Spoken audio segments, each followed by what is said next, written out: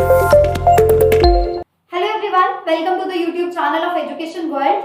सो आप सबने पिछले लेक्चर देखे होंगे, तो आज फिर इंडियन इकोनॉमी के एमसीक्यूज को डिस्कस करते हैं। सो स्टार्ट करते हैं क्लास को। जल्दी से आप यूट्यूब चैनल को सब्सक्राइब कर लीजिए, बेल आइकन पर क्लिक कर लीजिए। सो पहला क्वेश्चन है, national small savings fund is a part of. राष्ट्रीय लघु बचत कोष किसका एक हिस्सा है? नेशनल स्मॉल सेविंग फंड जो है, इसमें तीन तरह की स्कीम्स को कवर किया जाता है। ये तीन स्कीम्स जो है उनके नाम आपको पता होने चाहिए। ये है पोस्टल डिपॉजिट्स, पहली स्कीम है पोस्टल डिपॉजिट, दूसरा है सेविंग सर्टिफिकेट्स, और तीसरा जो इसमें कवर किया जाता है वो है सोशल सिक्योरिटी। 1 अप्रैल 1999 में नेशनल स्मॉल सेविंग फंड जो है वो बनाया गया था, और इसको public account of India, government of India का जो फंड है पब्लिक अकाउंट ऑफ इंडिया जिसको कहा जाता है, उसके under national small savings funds को कवर किया जाता है। सो ऑप्शन बी इसका राइट आंसर है। साथ में आपने ये चीज याद रखनी है कि तीन सेविंग इंस्ट्रूमेंट्स इसके अंडर आते हैं। एक है पोस्टल डिपॉजिट्स, दूसरा है सेविंग सर्टिफिकेट्स, और तीसरा है सोशल सिक्योरिटी। नेक्स्ट क्वेश्चन पे चलते हैं। Who was known as the father of Operation Flood? Operation flood की बात की जाए, बहुत सारे पेपर में ये क्वेश्चन कवर किया जाता है। ऑपरेशन फ्लड का क्वेश्चन पूछा जाता है। ऑपरेशन फ्लड आया था व्हाइट रेवोल्यूशन की वजह से। White revolution is related with the dairy products. Dairy product से रिलेटेड है व्हाइट रेवोल्यूशन। इंडिया में इसका फादर जो है वो किसको माना जाता है? डॉक्टर वर्गीस कुरियन को इसका फादर माना जाता है। इंडिया में 1970 में व्हाइट रेवोल्यूशन आया था। 1970 में व्हाइट रेवोल्यूशन आया था, और डॉक्टर वर्गीस कुरियन जो है वो इसको इनका फादर कहा जाता है ऑपरेशन फ्लड का। और इनके व्हाइट रेवोल्यूशन के आइडिया को, यानी कि डेयरी प्रोडक्शन में एनहांसमेंट किस तरह से की जाए, इंक्रीज किस तरह से किए जाए, उस आइडिया को बोला जाता है बिलियन लीटर आइडिया। और इसकी वजह से, व्हाइट रेवोल्यूशन की वजह से और ऑपरेशन फ्लड जो आया उसकी वजह से, इस ऑपरेशन की वजह से इंडिया कहीं ना कहीं सेल्फ सस्टेनिंग बन गया था डेयरी प्रोडक्ट्स के मामले में। अगला क्वेश्चन है हमारे पास, the yellow revolution in India has increase the production of. Yellow revolution जो है वो ऑयल सीड्स से रिलेटेड है। सारी रेवोल्यूशंस का आपको वैसा पता होना चाहिए। ऑयल सीड से रिलेटेड है। भारत में पीली क्रांति ने निम्नलिखित के उत्पादन में वृद्धि की थी। ऑयल सीड से रिलेटेड है, तो डी ऑप्शन इसका राइट आंसर है। वैसे ये माना जाता है कि येलो रेवोल्यूशन जो है वो पोर्चुगीज पीपल इसके ओरिजिनेटर्स हैं येलो रेवोल्यूशन के। इंडिया में अगर देखा जाए तो इंडिया में येलो रेवोल्यूशन के फादर माना जाता है सैम पिट्रोडा को। Sam Pitroda is known as the father of yellow revolution in India. So ज्यादातर यही था कि किस तरह से टेक्नोलॉजी का यूज करके ऑयल सीड्स की जो क्वालिटी है उसको इंप्रूव करना है। तो एक तरह से माना जाता है technology mission on oil seeds. ये एक मिशन येलो रेवोल्यूशन के अंडर माना गया था, चलाया गया था, technology mission on oil seeds. Oil seeds की क्वालिटी को इंप्रूव करके हम लोग ज्यादा से ज्यादा पैदावार जो है वो बढ़ा सके। नेक्स्ट क्वेश्चन है, the concept of economic planning in India is derived from. Economic planning का कॉन्सेप्ट इंडिया में कहां से आया है? इकोनॉमिक प्लानिंग का मतलब ये होता है कि इंडिया में लॉन्ग टर्म प्लानिंग डेवलपमेंट को लेके, कि किस तरह से इंडिया जो था, जब 1947 में हम लोग आजाद हुए तो उस टाइम पे हम लोग 1947 में हमारी जो इंडस्ट्रियल कह लो दशा कह लो या एग्रीकल्चरल दशा कह लो वो ज्यादा साउंड नहीं थी। तो किस तरह से कंट्री को अंडर डेवलप से डेवलपिंग बनाना है, डेवलपिंग को डेवलप्ड बनाना है, उसके लिए जो कॉन्सेप्ट यूज किया जाता है, लॉन्ग टर्म प्लानिंग के लिए जो कॉन्सेप्ट यूज किया जाता है उसको कहा जाता है इकोनॉमिक प्लानिंग। तो long range planning economic planning में आती है, ये आपने याद रखना है। और इसको रशिया से अडॉप्ट किया गया। इंडिया में लॉन्ग रेंज प्लानिंग को, लॉन्ग टर्म प्लानिंग को, इकोनॉमिक प्लानिंग को, जो कि 1950s में स्टार्ट की गई थी जब 5 ईयर प्लान आ गए थे। अब तो 2015 में नीति आयोग ने टेक ओवर कर लिया ना, मतलब प्लानिंग कमीशन खत्म हो गया और उसकी जगह नीति आयोग को ले आया गया। नीति आयोग ने रिप्लेस किया 1 जनवरी 2015 को प्लानिंग कमीशन को। पर 1950s में जो 5 ईयर प्लान शुरू किए गए थे नेशनल प्लानिंग कमीशन के साथ, तो वो कॉन्सेप्ट है इकोनॉमिक प्लानिंग का। Next is, in which year was the national development council established. NDC क्यों एस्टैब्लिश की गई थी, कब एस्टैब्लिश की गई थी? देखो, national development council planning commission माना जाता है, ठीक है। प्लानिंग कमीशन के साथ ये जो काम है ना, प्लानिंग कमीशन और एनडीसी करते थे। प्राइम मिनिस्टर किसी भी मतलब हमारी कंट्री के प्राइम मिनिस्टर जो है वो उसके हेड होते हैं, चेयरमैन होते हैं नेशनल डेवलपमेंट काउंसिल के। इसको राष्ट्रीय विकास परिषद भी कहा जाता है। प्लानिंग कमीशन की अगर बात करें, इन कंट्री की प्लानिंग की बात करें तो उसका एपेक्स सेंट्रल बॉडी जो है वो यही है। तो नेशनल डेवलपमेंट काउंसिल को 1952 में बनाया गया था। किसकी रिकमेंडेशन आई थी नेशनल डेवलपमेंट काउंसिल को बनाने की? गवर्नमेंट ऑफ इंडिया के एग्जीक्यूटिव काउंसिल की रिकमेंडेशन आई थी कि हमें एक नेशनल डेवलपमेंट काउंसिल बनाना चाहिए जो प्लानिंग के कामों को डिसीजन मेकिंग में हेल्प करे, सजेशंस में हेल्प करे और इम्प्लीमेंटेशन में हेल्प करे। तो राइट आंसर है इसका ऑप्शन नंबर डी। अगले क्वेश्चन की बात करते हैं। If a government is unable to pass the budget in Lok Sabha then, अगर गवर्नमेंट बजट पेश ना कर पाए, फरवरी में बजट पेश किया जाता ना, अब अगर गवर्नमेंट बजट पेश नहीं कर पाती तो गवर्नमेंट, हमारे इंडिया में तो गवर्नमेंट इज डेमोक्रेसी, मतलब by the people for the people of the people, लोगों ने चयन करके जिनको सामने बिठाया होता वो गवर्नमेंट होते हैं। अगर बजट पास नहीं हो पाता सरकार के द्वारा लोकसभा में तो गवर्नमेंट को रिजाइन करना पड़ता है। तो right answer is option number C, क्योंकि बजट पास ना होने का मतलब ये है कि गवर्नमेंट में जो लोकसभा यानी कि पीपल जो है उन्होंने अपना कॉन्फिडेंस नहीं दिखाया। तो इस केस में the government has lost the confidence of the people, वो लोगों का कॉन्फिडेंस लूज कर जाते हैं और अल्टीमेटली गवर्नमेंट को रिजाइन करना पड़ता है। Next question is the economic survey is compiled by the, economic survey जो है वो किसके द्वारा कंपाइल किया जाता है? अब देखो डिपार्टमेंट ऑफ इकोनॉमिक अफेयर्स है, इंडिया में मिनिस्ट्री है ministry of finance, ministry of finance का डिपार्टमेंट है डिपार्टमेंट ऑफ इकोनॉमिक अफेयर्स जो इकोनॉमिक सर्वे को कंपाइल करता है। अब इसमें जो तीन चीजें देखी जाती है, एक आता है wholesale price index, wholesale price index, एक आता है आईआईपी यानी कि इंडेक्स ऑफ इंडस्ट्रियल प्रोडक्शन, और एक आता है सीपीआई यानी कि कंज्यूमर प्राइस इंडेक्स। अब ये तीनों इकोनॉमिक सर्वे का पार्ट बनते हैं। इकोनॉमिक सर्वे जो है चीफ इकोनॉमिक एडवाइजर की गाइडेंस के अंडर इसको प्रिपेयर किया जाता है फाइनेंस मिनिस्ट्री के द्वारा, और पूरी इकोनॉमी का क्या इकोनॉमिक डेवलपमेंट व्यू है उसको डिस्कस किया जाता है। इकोनॉमिक सर्वे में शो किया जाता है कि इंडिया की डेवलपमेंट या इकोनॉमी की डेवलपमेंट जो है वो किस वे पे जा रही है।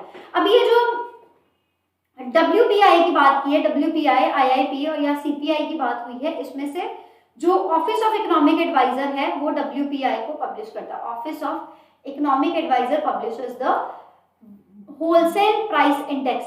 और अगर हम इंडेक्स ऑफ इंडस्ट्रियल प्रोडक्शन की बात करें या कंज्यूमर प्राइस इंडेक्स की बात करें तो ये सेंट्रल स्टैटिस्टिकल ऑर्गेनाइजेशन के द्वारा पब्लिश किया जाता है। ये भी पता होना चाहिए आपको, इससे भी क्वेश्चन जो है वो पेपर में पूछा जाता है।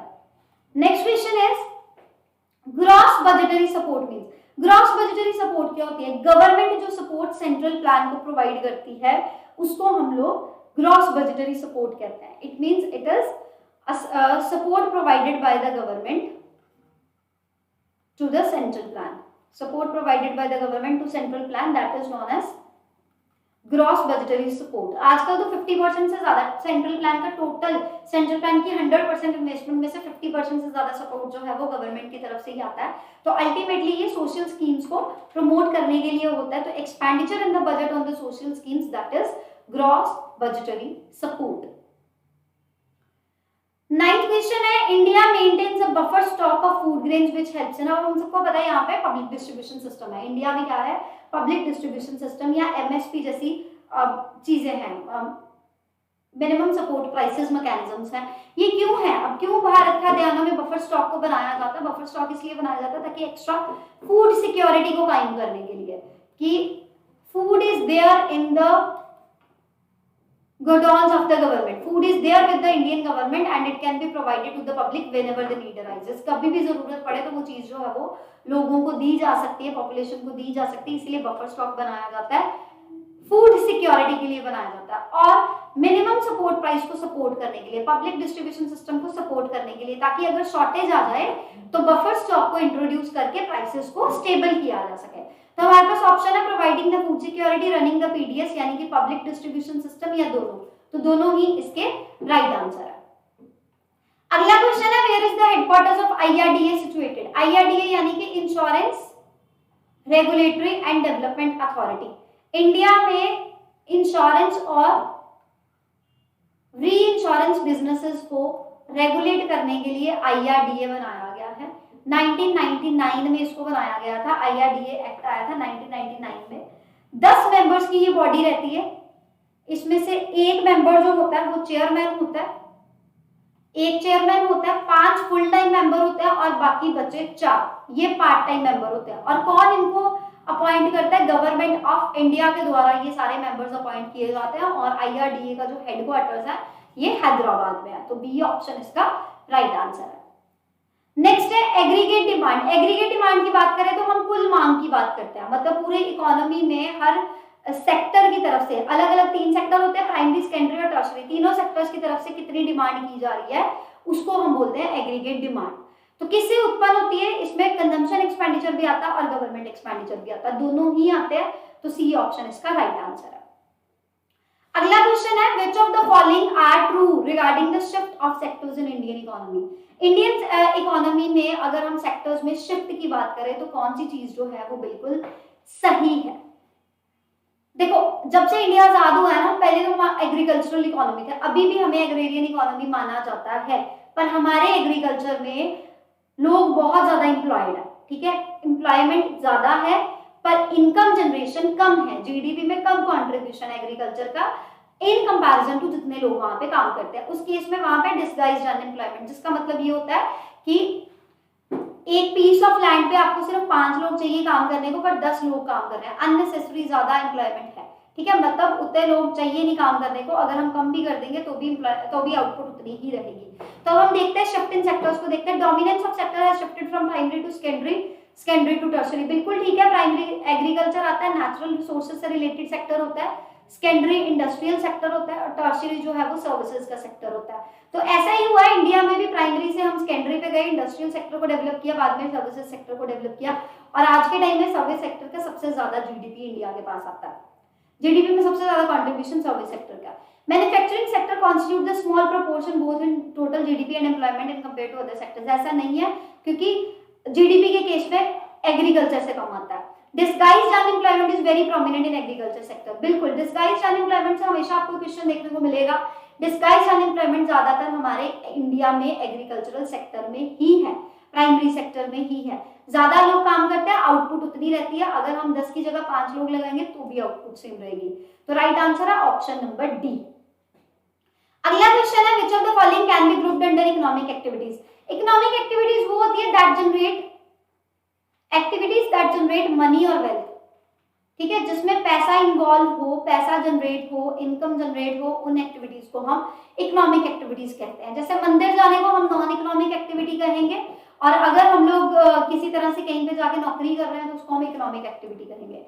तो निम्नलिखित में से किसी आर्थिक गतिविधियों के तहत वर्गीकृत किया जा सकता है। पहला ऑप्शन है tutor teaching a student free of cost, तो ये एक चैरिटेबल काम हो गया, फ्री ऑफ कॉस्ट करना। Government providing scholarship, transfer income होती है स्कॉलरशिप, ये भी चैरिटेबल काम है। फिलैंथ्रोपिस्ट गिविंग आउट चैरिटी, तो ये भी चैरिटेबल काम है। तो करेक्ट कोड क्या है कि इनमें से कौन सा इकोनॉमिक एक्टिविटीज है? तीनों में से कोई भी इकोनॉमिक एक्टिविटी नहीं है, तो right answer is option number D. अगला क्वेश्चन है which of the following committee is for inflation targeting. Inflation targeting के लिए कौन सी कमेटी बनाई गई थी? इसके लिए कमेटी बनाई गई थी, ये आरबीआई के गवर्नर भी रह चुके हैं, उर्जित पटेल कमेटी। उर्जित पटेल कमेटी बनाई गई थी जिन्होंने बात की थी इन्फ्लेशन की, कि मॉनेटरी, वैसे इनका मेन मकसद ये था कि मॉनेटरी पॉलिसी फ्रेमवर्क इंडिया में जो है इसको और ज्यादा स्ट्रेंथन करो और ज्यादा इसको इंप्रूव करो। इसके लिए जो कमेटी सामने आई थी वो आई थी उर्जित पटेल कमेटी। अब इसके द्वारा जो सजेशंस की गई थी, 4 सजेशंस है, नोट कर लीजिए। Control the consumer price index, consumer price index जो इतना एक्सपेंडिचर कंज्यूमर्स के द्वारा किया जाता है उसको कंट्रोल किया जाए। उसमें जो दूसरी चीज उन्होंने कही थी, दूसरी रिकमेंडेशन थी उनकी, इन्फ्लेशन को कंट्रोल करना, जिसके बेसिस पे ये क्वेश्चन बनाया गया। तीसरी उनकी जो रिकमेंडेशन थी वो थी एक टारगेट पहले डिफाइन करो, ठीक है, और चौथी इनकी रिकमेंडेशन थी अकाउंटेबिलिटी। तो ये 4 अलग अलग टर्म्स जो हैं वो बनाएंगे। अगला क्वेश्चन है CPI is calculated by which ministry of India. India की किस मिनिस्ट्री के द्वारा कंज्यूमर प्राइस इंडेक्स कैलकुलेट किया जाता है? ये मैंने आपको पहले भी बताया था, एक डब्ल्यूपीआई होता है, एक आईआईपी होता है, एक सीपीआई होता है। सीपीआई और आईआईपी जो है वो किसके द्वारा बनाया जाता है? वो एक अलग ऑर्गेनाइजेशन के द्वारा बनाया जाता है, और होलसेल प्राइस इंडेक्स अलग ऑर्गेनाइजेशन के द्वारा बनाया जाता है। तो सीपीआई बनाया जाता है सीएसओ के द्वारा, यानी सेंट्रल स्टैटिस्टिकल ऑर्गेनाइजेशन के द्वारा। तो अगर हम इसकी बात करें तो सीपीआई जो है इकोनॉमिक एडवाइजर के द्वारा कैलकुलेट किया जाता है, ministry of commerce and industry के अंडर चला जाता है, ministry of commerce and industry के under, CPI ministry of commerce and industry के अंडर चला जाता है, होलसेल प्राइस इंडेक्स और सीपीआई कैलकुलेट किया जाता है ministry of statistics and programme implementation के अंदर। तो राइट आंसर है ऑप्शन नंबर बी, दो इंडेक्स है, होलसेल प्राइस इंडेक्स और consumer price index. Consumer price index जो है वो ministry of statistics and programme implementation के अंदर कैलकुलेट किया जाता है, और इकोनॉमिक एडवाइजर के गाइडेंस पे होलसेल प्राइस इंडेक्स जो है वो ministry of commerce and industry के अंदर कैलकुलेट किया जाता है। अगला क्वेश्चन है, which of the following are introduced in parliament in the process of passing the budget. चार चीजें इंट्रोड्यूस की जाती हैं, इसमें एक चीज होती है डिमांड ऑफ ग्रांट, यानी कि जब तक बजट नहीं पेश होता तब तक गवर्नमेंट को जो है किस तरह से खर्चा मिलेगा। Vote of account, vote on account, ये भी उनको दिया जाता है। हर एक मिनिस्ट्री इंट्रोड्यूस करती है कितना कितना ग्रांट उनको चाहिए, वो डिमांड ऑफ ग्रांट होता है। वोट ऑन अकाउंट होता है गवर्नमेंट को कितना पैसा तब तक खर्चने के लिए दिया जाएगा। फिर एक तीसरी चीज होती है एप्रोप्रिएशन बिल, चार एलिमेंट्स रहते हैं, और चौथी चीज होती है फाइनेंस बिल। ये चार चीजें जो है वो पेश की जाती है। तो क्वेश्चन में पूछा गया कि which of the following are introduce, तो दोनों ही की जाती है, तो right answer is option number C. Which of the following is not a part of the capital account of budget. India के अगर बजट की बात करें तो उसमें अगर कैपिटल अकाउंट है ना तो उसमें कैपिटल रिसिप्ट्स देखी जाती है, और साथ ही देखा जाता है कैपिटल एक्सपेंडिचर। अगर हम कैपिटल रिसिप्ट की बात करें तो कैपिटल रिसिप्ट का मतलब ये है कि वो पैसा कैपिटल अकाउंट में उन चीजों के लिए जाता है। कैपिटल रिसिप्ट जो है ना ये डिक्रीज करती है लायबिलिटी को, मतलब अगर इंडिया ने किसी दूसरी कंट्री का लोन वापस किया तो उसकी लायबिलिटी कम हो जाएगी। ये कैपिटल एक्सपेंडिचर जो होता है वो करता है लायबिलिटी को डिक्रीज, कैपिटल रिसिप्ट जो होता है ये करता है लायबिलिटी को इंक्रीज। कैपिटल एक्सपेंडिचर किसी तरह के एसेट को भी कम कर सकता है। It will lead to increase in asset। एक बार दोबारा इसको देख लेते हैं। Capital expenditure will lead to increase in asset। जैसे रशिया के द्वारा इंडिया ने डिफेंस इक्विपमेंट्स मंगवाए तो वो कैपिटल एक्सपेंडिचर है, एसेट उससे बढ़ेगा। कैपिटल रिसिप्ट करता है लायबिलिटी को डिक्लाइन, कैपिटल रिसिप्ट करता है लायबिलिटी को इंक्रीज। अगर आपने लोन ले लिया, एक्सटर्नल कमर्शियल बोरिंग्स कर लिए, किसी दूसरी कंट्री से अगर आपने लोन लिया तो लायबिलिटी क्या हो जाएगी आपकी, इंक्रीज हो जाएगी। तो ये चीज जो इंपैक्ट करती है इसको हम लोग कहते हैं कैपिटल रिसिप्ट और कैपिटल एक्सपेंडिचर। कैपिटल एक्सपेंडिचर की वजह से लायबिलिटी भी कम हो सकती है। देखो अगर रशिया से हम डिफेंस इक्विपमेंट्स खरीद रहे हैं तो हमारा एसेट इंक्रीज हो रहा है, वो कैपिटल एक्सपेंडिचर है। अगर हम किसी कंट्री का लोन वापस कर रहे हैं तो हमारी लायबिलिटी डिक्रीज हो रही है, वो हमारा कैपिटल एक्सपेंडिचर है। अगर हम किसी कंट्री से लोन ले रहे हैं तो वो हमारे लिए कैपिटल रिसिप्ट है। या अगर हम अपना कोई एसेट बेच रहे हैं, अगर गवर्नमेंट जो है वो प्राइवेटाइजेशन करती है तो उसका एसेट बिक जाता है, वो प्राइवेट सेक्टर में चले जाता है, तो उसका एसेट डिक्लाइन हो जाता है पर पैसे उसके पास आ जाते हैं, वो भी कैपिटल रिसिप्ट होता है। तो आपने ये याद रखना है, कैपिटल रिसिप्ट की वजह से एसेट डिक्लाइन होता है, लायबिलिटी इंक्रीज होती है, और कैपिटल एक्सपेंडिचर की वजह से एसेट इंक्रीज होता है और लायबिलिटी डिक्लाइन होती है। ठीक है, तो अब इसमें से कौन सा कैपिटल अकाउंट का पार्ट नहीं बनेगा? गवर्नमेंट एम्प्लॉइज की सैलरीज, ये रेवेन्यू है। Recovery of loans by the central government, investment in share of public sector undertakings, या फिर नन ऑफ द अबव। तो अब इसमें से देखो लोन्स की रिकवरी करना, ये हमारे पास पैसा आ रहा है, इन्वेस्टमेंट कर रहे हैं हम पब्लिक सेक्टर अंडरटेकिंग्स में, हमारा एसेट बन रहा है, पर जो रेवेन्यू अकाउंट वाला that is option number A. Next is primary deficit is denoted by, सीधी सीधी बात है, टोटल डेफिसिट होता है, एक होता है टोटल डेफिसिट, एक होता है फिस्कल डेफिसिट, एक होता है प्राइमरी डेफिसिट। फिस्कल डेफिसिट में से अगर आप इंटरेस्ट पेमेंट्स माइनस कर दो तो आपके पास बचता है प्राइमरी डेफिसिट। अगली बात करते हैं Tendulkar committee report is related to. Tendulkar committee report जो है वो किससे रिलेटेड है?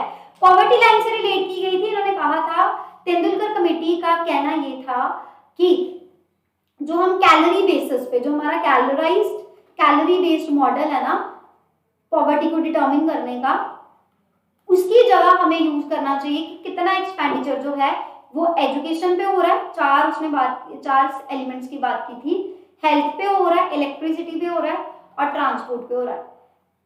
इन चारों पे जितना खर्चा होता है उसके हिसाब से हम लोग डिटरमिन करें कि पॉवर्टी लाइन जो है उसके एस्टिमेशंस कैसे रखने हैं या पॉवर्टी के एस्टिमेशंस कैसे रखने हैं। और आज भी इंडिया में तेंदुलकर कमेटी के हिसाब से 2005 में ये रिपोर्ट आई थी और इसी कमेटी के हिसाब से पॉवर्टी लाइंस को डिटरमिन किया जाता। Next question is India's first operational export processing unit. सबसे पहले 1965 में बनाया गया था कांडला में। ठीक है, इंडिया एशिया में से ऐसी एक कंट्री है जिसने सबसे पहले जरूरत महसूस की थी कि एक्सपोर्ट प्रोसेसिंग जोन्स होने चाहिए ताकि एक कंट्री से दूसरी कंट्री में जो है वो एक्सपोर्ट्स किए जा सके। 1965 में सबसे पहला निर्यात प्रसंस्करण क्षेत्र यानी कि एक्सपोर्ट प्रोसेसिंग जोन जो है वो बनाया गया था, कांडला में बनाया गया था, और बाद में जो है वो उसकी जगह स्पेशल इकोनॉमिक जोन्स बनाने शुरू कर दिए, SEZ स्पेशल इकोनॉमिक जोन्स ये बनाने शुरू किए 2000 में, अप्रैल 2000 में स्पेशल इकोनॉमिक जोन्स के ऊपर ज्यादा फोकस करना शुरू कर दिया गया था। तो ये थे हमारे 20 MCQs आज के इंडियन इकोनॉमी के सेक्शन के। तो जल्दी से हमारा यूट्यूब चैनल सब्सक्राइब कर लो अगर आप पहली बार वीडियो देख रहे हो, बेल आइकन को क्लिक कर लो, और डेली इसी तरह से इंडियन इकोनॉमी के क्वेश्चंस जो हैं कॉम्पिटिटिव एग्जामिनेशंस में जनरल अवेयरनेस का पोर्शन रहता है, उसमें इंडियन इकोनॉमी बड़ा इंपॉर्टेंट पोर्शन है, और सारे एस्पिरेंट्स जो गवर्नमेंट एग्जामिनेशंस देना चाहते हैं वो इंडियन इकोनॉमी के लेक्चर को सुनो और साथ ही साथ अपने पेपर की तैयारी जारी रखो। Thank you.